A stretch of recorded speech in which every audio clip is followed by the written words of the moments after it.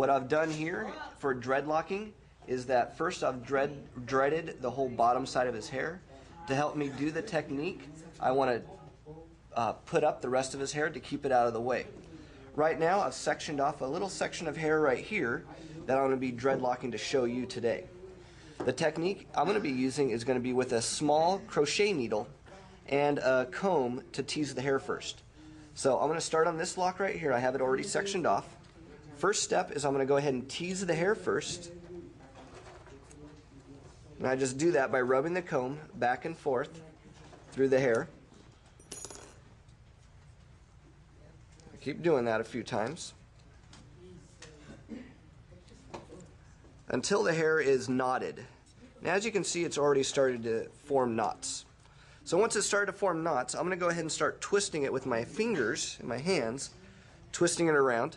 Once it's twisted, I'm going to take my needle and I'm going to start poking it in between my fingers. And as you can see, I hope, is you can see how the hair is just starting to be pulled out. And so what I'm going to continue is to make those little pulls with the crochet needle. And it's just in and out, in and out. I like to have the curve facing towards me when I do it. And you can see all these little loops that are getting to form. I'm going to twist it. And now these loops are going to form on the other side. I'm going to twist it again. And I'm going to keep doing this twisting and looping motion until I start to have a cylinder, or it starts to be circular in the dreadlock. Go ahead and pick up the pace a little bit. Try to do it a little bit faster. And as you can see, it's starting to form into a loop right here, a cylinder.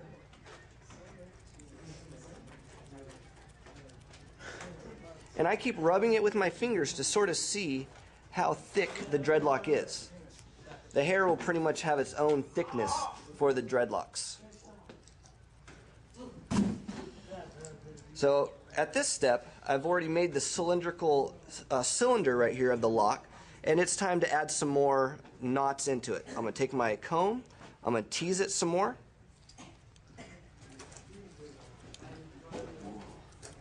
And now I can see there's already starting to be some knots in there. I'm going to take my needle again and start locking it farther down. As you can see, I hope, is the dreadlock is starting to form more well. This one right here has already been done a little bit. It's the same style that I'm doing. I'm going to go ahead and tease it some more and continue the dreadlocking. Now what's going to happen is when you get towards the bottom of your dreadlock, I'll go ahead and use this one right here. When you get towards the bottom of the dreadlock, you're going to have a lot of loose hairs sticking out. To get the loose hairs in, you're going to pretty much wrap it around the end point, and this time the needle is going to go straight down instead of through the side of the dreadlock.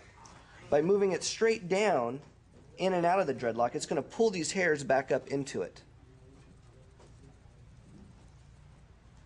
And we want a nice rounded end to this dreadlock. Maybe I'll do it on the side a little bit. Try to help some of these loose hairs not poke out so much.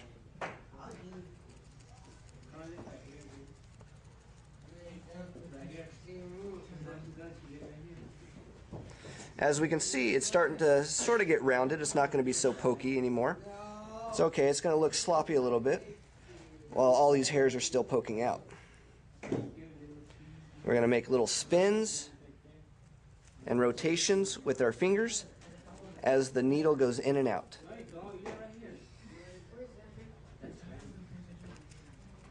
And now what I see is I have all these loose hairs on this side.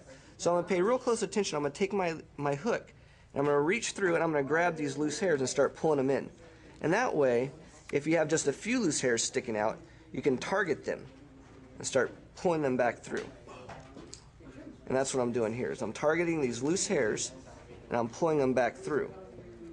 And so now we can see on the end here, it's starting to round out a little bit. And the more time you take, the more you can get it rounded.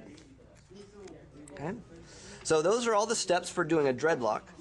Once the dreadlock is complete, it should look something like this. It's going to have some loose hairs coming out, and those need to be put back in the same way. That is so awesome. Thank you, and I'll see you next time.